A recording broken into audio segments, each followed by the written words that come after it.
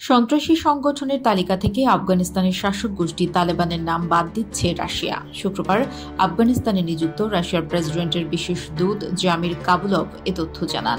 রুশ সংবাদ মাধ্যম আরটির এক প্রতিবেদনে জানানো হয়েছে, রাশিয়ার সন্ত্রাস বিরোধী কার্যক্রম তদারককারী গোয়েন্দা সংস্থা ফেডারেল সিকিউরিটি সার্ভিসের প্রধান আলেকজান্ডার বর্তনিকভ এ তথ্য নিশ্চিত করেছেন। তিনি বলেন, 2021 সালের আগস্টে আফগানিস্তানে ক্ষমতা দখল করার পর তালেবান সরকারের সঙ্গে যেসব দেশ যোগাযোগ স্থাপন করে তার মধ্যে প্রথম দিকেই ছিল রাশিয়া। তবে দেশটি আনুষ্ঠানিকভাবে তালেবানকে কাবুলের শাসক হিসেবে স্বীকৃতি দেয়নি। গত মে মাসে জামির কাবুলভ তালেবান অবশ্যই আমাদের শত্রু নয় বলে উল্লেখ করেছিলেন। শুক্রবার সাংবাদিকদের সঙ্গে কথা বলার সময় তিনি বলেন, রাশিয়ার সন্ত্রাসী সংগঠনের তালিকা থেকে তালেবানকে বাদ দেওয়ার জন্য রাশিয়ার পররাষ্ট্র মন্ত্রণালয়, এফএসবি সহ অন্যান্য সরকারি সংস্থা কাজ করছে।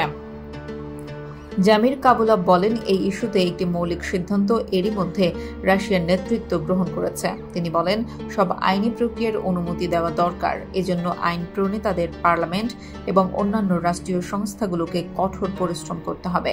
তিনি আশা প্রকাশ করেছেন, শিগগিরই চূড়ান্ত সিদ্ধান্ত ঘোষণা করা হবে।